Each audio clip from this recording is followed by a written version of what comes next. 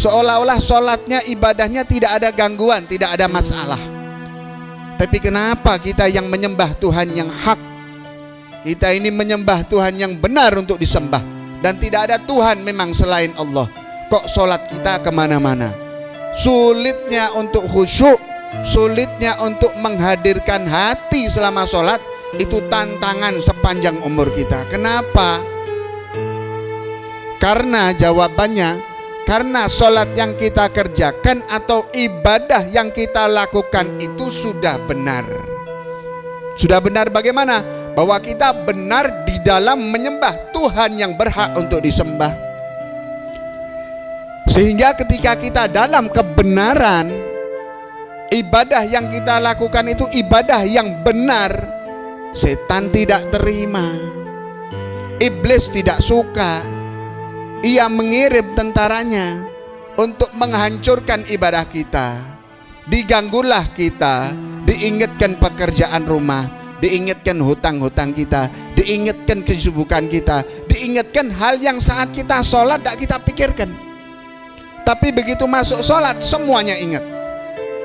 Kenapa? Itu menunjukkan ibadah kita kepada Allah betul. Yang kita sembah hakun, yang kita lakukan berarti tepat. Kenapa? Setan tidak akan membiarkan kita sujud kepada Allah. Tidak akan dibiarkan. Setan putus asa untuk membuat kita kufur, keluar dari agama Islam. Setan sudah berputus asa, tidak sanggup dia. Karena Allah menjadikan imannya umat Nabi Muhammad itu imannya yang betul-betul masuk ke dalam hati. Tapi setan tidak putus asa merusak ibadah kita. Nah, makanya kenapa kok orang Islam sholat susah, ibadah susah, anaknya kadang bandel, orang tuanya sudah tahajud, sudah bacakan Yasin, datang ke para kiai, datang ke para ulama, minta didoakan anaknya, tetap bandel anaknya, mancet, kata orang Jawa Timur. Ya, kenapa? Setan tidak kepengen kita ini rukun. Dalam rumah tangga kita sering timbul masalah, setan tidak mau rumah kita ini akur. Suaminya dibuat berantem, suka ribut, istrinya dibuat suka goda, ganyang. Giliran orang kafir hidupnya damai, tentram, sejahtera, anaknya nurut-nurut, sampai jadi orang semuanya, kayak sukses, hidup di dunia damai. Orang Islam ruwet, banyak masalah, ada saja, sholat tidak pernah khusyuk, ibadah seperti ini, pekerjaan sulit. Kenapa? Memang kita dalam posisi yang benar. Setan tidak mau kita selalu berada dalam kebenaran, dirusak, dikacaukan, dibuat ribut, dibuat tidak khusyuk, dibuat ibadah tidak enak. Coba jenengan kalau baca zikir pegang tasbih, pertama baru tasbih muter separuh, mata sudah kemana-mana. Teklak tekluk, teklak tekluk. Yasin tidak rampung-rampung ibu ini kalau baca Yasin, muter bundet terus ya, ngantuk tidak mufakat. Bapak-bapak itu kalau ke masjid, termasuk saya, itu kalau sudah khutbah Jumat, niatnya bukan nawaitul iktikaf, niatnya apa? Allahumma, yang dibaca doa mau tidur, Bismikallahumma ahya wa bismika amut. Begitu khatib, alhamdulillah. Mau apalagi Masjid Agung Solo, itu jam enak tidur, itu jam sholat Jumat Pak. Bawa khutbahnya panjang, itu sudah begitu lihat khatibnya, alhamdulillah, sampai mimpi kemana-mana saya. Begitu bangun melek puas, hadirin rahimakumullah, baru setengah, lanjutkan tidur. Bablas ya. Setan tidak mau kita ini dapat fadilah. Makanya orang Islam ini selalu saja diganggu. Disitulah letak mujahadahnya. Itu mujahadah kita tuh di situ. Ibadah susah, ibadah angel, berat. Jangankan kok kita, para nabi iblis berani ganggu kok. Atasi kita orang biasa. Apalagi kita orang biasa. Loh, kenapa orang di luar yang tidak sujud kepada Allah ibadahnya khusyuk, tenang, seolah-olah tidak ada setan? Lah ya bener, Lalu setan sudah senang orang itu dalam kekufuran, dijaga oleh setan jangan sampai keluar dari kekufurannya, dibuat tentrem, ndak tak ganggu, bolo, wes tetep po gini sampai matimu, damai kau, ndak tak utik, ndak tak utik, ndak tak ganggu, dibiarkan nikmat. Lah kalau kita sholat setan ganggu, ngaji setan ganggu. Coba bayangkan Bu, satu lembar itu kayak kita mikul gunung kok. Ngaji itu, coba buka HP sampai subuh, kata setan terus buka HP, ya buka tuh lihat yang aneh-aneh itu, yang petiktokan itu, TikTok. Ternyata di dalam kamus Arab TikTok kebodohan yang sangat bodoh artinya. Jadi orang yang di TikTok melakukan kebodohan. Coba lihat kamus Arab, TikTok tulisannya tika ti wauka, TikTok, al-humgo, al-jahal, kebodohan. Betul apa betul? Joget-joget tidak jelas, ya bodoh. Menontonkan auratnya, ya bodoh. Gini-gini itu maksudnya apa itu? Ya, jelas ya. Nah, makanya orang Islam tuh jangan tiru-tiru.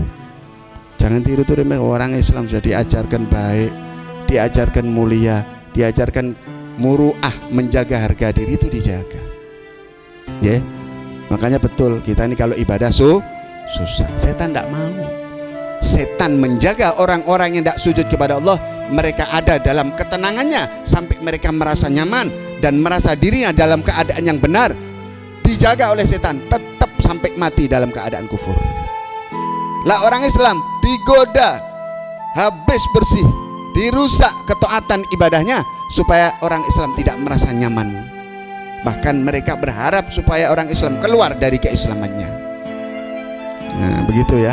Makanya sulit orang mau khusyuk, tapi kita tetap mohon kepada setan boleh goda, tapi kita punya Allah yang Maha Pengampun dan Maha Penolong. Syaratnya jangan putus saat saya kok tidak pernah bisa khusyuk, ya terus sabar. Itu mujahadah, itu berjuang. Allah pasti akan menolong kita dan Allah Ta'ala akan memberikan kemurahannya kepada kita, karena kita punya musuh banyak Bu ya. Musuh kita ini banyak, setan itu musuh kita ya. Kalau mau sholat ini kita, musuh kita satu setan. Setan itu ngingetkan semua BCI saat kita sholat. Belum selesai setan goda nafsu. Kita ini punya nafsu. Nafsu kita ini selalu mendorong kita untuk memperturutkan apa yang nafsu mau. Ya, pengen bisa ini, pengen punya ini, pengen harus ini, semuanya harus ada. Dan nafsu itu selalu mengajak, menggerakkan. Dan nafsu lebih sulit dikendalikan daripada setan. Karena setan kalau dibacai ayat kursi lari. Kita baca ta'awud, setan pergi, nanti datang lagi, baca lagi, pergi lagi. Tapi kalau nafsu, innan nafsa la ammaratun bisu, nafsu itu selalu ngajak berbuat jelek. Dan nafsu itu nempel di badan kita, tidak kemana-mana. Innan nafsa la akhbathu min sab'ina syaitanan. Kejahatannya nafsu, gangguannya lebih hebat dari 70 setan. Dia tidur ikut kita, berdiri ikut kita, berjalan ikut kita, selalu mengajak untuk kita condong kepada hal yang tidak baik. Itu nafsu. Makanya kenapa kita sholat malas, ya, karena sholat itu hal yang tidak disukai nafsu. Ngaji malas. Kenapa? Nafsu tidak senang dengan ngaji. Hadir majelis ilmu malas, karena nafsu tidak suka. Makan doyan, itu nafsu. Makanya kenapa kuliner di mana-mana kuarani. Di sana ada di Karanganyar, ya, ayam geprek, cari. Oh di sana di Sukoharjo kuarani jauh-jauh, ngepit mau, ya ngepit mau. Pengajian majelis ilmu ke masjid susah, tidak mau, berat rasanya, kayak jauh di Amerika sana, harus naik pesawat, susah gitu ya. Itulah nafsu, selalu ngajak kita untuk condong kepada yang buruk, menarik dari hal yang baik. Itu musuh kita banyak. Ada setan, ada nafsu, ya, ada dunia, Dunia itu apa? Keindahannya dunia ini loh. Dunia ini kan mempesona. Dunia ini keindahannya menghipnotis, membuat kita terlena. Apalagi akhir zaman, dunia ini semakin berhias, semakin indah, semakin bagus, semakin menggoda. Dunia itu ibaratnya seperti apa, Bu? Ibu berangkat dari rumah mau ke majelis taklim, ya toh? Kemudian jalan, di tengah jalan kelihatan mall baru. Nah, itulah dunia. Wih, mall bagus, dalamnya bagus-bagus, diskon 30%, 60%. Tergoda enggak, Bu, lihat mall baru, Bu? Tergoda. Yaitu dunia itu menggoda, suka mengalihkan perhatian kita sehingga kita sulit fokus menyembah Allah. Ya, bukan jelek, tapi memang sifatnya membuat kita teralihkan. Banyak ujian kita, ya. Setan goda, nafsu kita menggoda, dunia indahnya menggoda, ya. Kemudian apa? Banyak kumpul manusia, bergelut dengan banyak manusia, itu ya godaan. Kalau kita terlalu banyak kumpul dengan manusia, kita akan sulit fokus untuk hati kita taat kepada Allah. Kenapa? Karena macam-macamnya manusia membuat kita teralihkan untuk tunduk kepada Allah. Ya toh? Kalau kita ketemu orang baik, kalau ketemu orang yang cocok dengan kita, orang tadi memuji kita, menghargai kita, menghormati kita. Akhirnya apa? Ketulusan ibadah karena Allah teralihkan. Akhirnya kita senang dengan pujian orang, senang dengan sanjungan orang, senang dengan hormatnya orang kepada kita. Teralihkan kita. Mestinya kita ibadah kepada Allah, akhirnya cari perhatian manusia. Ya. Jenapa godaan. Kalau orang itu jahat, jelek, tidak baik, kita berhadapan dengan orang yang sifatnya jelek, itu pun juga membuat kita teralih kepada Allah, dari Allah. Kenapa? Karena kita sibuk untuk bagaimana kita melawan orang ini. Paling tidak kita cari bolo untuk juga tidak suka sama orang ini. Waktu kita tersita untuk musuhi orang ini, ganggu kita kembali lurus hati kita kepada Allah. Jadi macam-macam hidup ini, ya. Ujian kita mau lempeng. Makanya orang kalau jadi wali itu bukan sembarangan. Orang kalau sudah sampai derajat waliullah, kekasihnya Allah, ini 4 ini berhasil dikalahkan semuanya. Itu baru namanya wali. Tidak gampang jadi wali, ya. Mudah-mudahan, Bu, ya, kita jadi wali murid. Nah, walaupun kita baru wali murid, insya Allah nanti ada waktunya jadi waliul. Amin ya rabbal alamin. Diberikan kekuatan untuk mengalahkan musuh-musuh kita. Amin ya rabbal alamin. Nah, ini bagaimana itu? Perihal tentang muhafadzah ala shalah. Pentingnya menjaga salat zahir dan batin. Lah, untuk agar supaya kita bisa menjaga salat dengan baik, termasuk orang yang muhafidhina alaiha, orang yang menjaga sholatnya. Nah, kita ini kan kepingin khusyuk, kepingin sholat hatinya hadir. Maka ada hal-hal yang bila kita jaga, kita termasuk orang yang menegakkan sholat dengan baik, dan akan lebih membantu kita untuk bisa mengerjakan sholat zahir dan batin kita. Jadi ada beberapa hal termasuk bentuk menjaga sholat. Apa itu? Di sini beliau mengatakan, wa qala radhiyallahu an, wa minal muhafadzah ala sholati wal iqamati laha. Dan termasuk bentuk seseorang itu ia menjaga sholatnya dan menegakkan sholatnya. Apa diantaranya? Cara kita menjaga dan menegakkan sholat. Tanda bahwa orang tadi dia jaga sholatnya dan dia betul-betul menegakkan sholatnya. Apa itu? Kamalut taharati wal ihtiyatu fiha fil badani wal thawbi wal makani. Tanda kalau kita betul-betul orang yang jaga sholat, ngati-ngati sholat, mau menegakkan sholat.